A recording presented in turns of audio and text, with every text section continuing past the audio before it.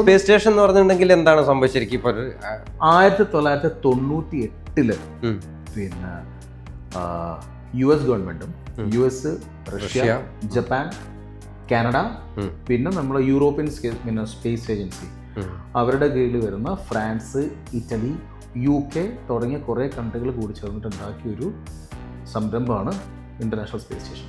1998 നവംബറിൽ തുടങ്ങി 2000 നവംബറിൽ അത് കംപ്ലീറ്റ് ആക്കി. പിന്നെ മൊഡ്യൂളുകളാക്കി പീസാക്കി ഇവിടുന്ന് കൊണ്ടുപോയിട്ട് പിന്നെ അസംബിൾ ചെയ്തിട്ട് അങ്ങനെ ഉണ്ടാക്കിയ വലിയൊരു പ്രൊജക്റ്റാണ്. ഇതിൻ്റെ സൈസ് എന്ന് പറയുന്നത് 105 മീറ്റർ നീളവും 73 മീറ്റർ വീതിയും 1000 ക്യൂബിക് മീറ്റർ ഉള്ളിൽ സൈസും ഉള്ള ഒരു വലിയൊരു ഒരു പേടകം എന്ന് പറയാൻ പറ്റും. വലിയൊരു സംഭവമാണ്. അതിനകത്ത് സോളാർ പാനൽസ് ഉണ്ട്, നടക്കാനുള്ള സ്പേസ് ഉണ്ട്, ആൾക്കാർക്ക് ഉറങ്ങാനുള്ള എന്താ പറയുക സ്പേസസ് ഉണ്ട്, പരീക്ഷണശാലയുണ്ട്. മെയിൻലി പോകുന്നത് വെച്ചിട്ടുണ്ടെങ്കിൽ പരീക്ഷണത്തിന് വേണ്ടിയിട്ടാണ് സ്പേസിലൊക്കെ.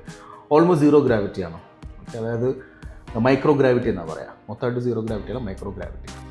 ഇത് 27,700 കിലോമീറ്റർ സ്പീഡിൽ ഭൂമിയെ ചുറ്റിക്കൊണ്ടിരിക്കുകയാണ്. അത്ര സ്പീഡിൽ ഇത് ചുറ്റുന്നുണ്ട്. 90 മിനിറ്റിൽ ഒരിക്കൽ ഇത് ഭൂമിനെ ഒരു തവണ വലം വെച്ച് വരും. 90 മിനിറ്റ് ഇത് ഭൂമിനെ മൊത്തത്തിന് കറങ്ങി വരാൻ വേണ്ടിയിട്ട്. ഓക്കെ, അത്ര സ്പീഡിലാണ് പോകുന്നത്. അപ്പം അത്ര സ്പീഡ് പോകാനുള്ള കാരണം എന്താണെന്ന് വെച്ചിട്ടുണ്ടെങ്കിൽ ആകെ ഇതിന്റെ എനർജി ഇതിനൊക്കെ എനർജി വേണ്ട, 400 കിലോമീറ്റർ മേലെയാണ് ഇതുള്ളത്. ഓക്കെ, ഭൂമിന്ന് അവിടെ ഭൂമിയിലുള്ളതിന്റെ 90% ഗ്രാവിറ്റി അവിടെ ഉണ്ട്.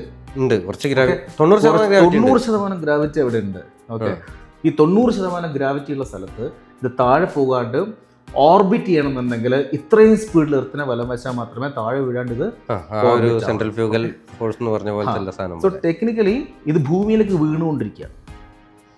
27,700 കിലോമീറ്റർ സ്പീഡിൽ ഇത് ഭൂമിയിലേക്ക് പതിച്ചുകൊണ്ടിരിക്കുകയാണ്. പക്ഷെ ഇതിന്റെ വേഗത കാരണം ഇത് പതിക്കാണ്ട് ഈ ട്രാജക്ടറി അല്ല, ഈ ഓർബിറ്റ് മെയിൻറ്റെയിൻ ചെയ്ത് പോയിക്കൊണ്ടിരിക്കും. ഇടയ്ക്ക് ഇതിനെ അഡ്ജസ്റ്റ് ചെയ്യാൻ വേണ്ടിയിട്ട് ത്രസ്റ്റേഴ്സ് ഉണ്ട്, അത് വെച്ചിട്ട് ഇതിനെ സ്പീഡ് മെയിൻറ്റെയിൻ ചെയ്ത് കൊണ്ടുപോകും. ഓക്കെ, അങ്ങനെയാണ്, അതാണ് അതിന്റെ ടെക്നോളജി.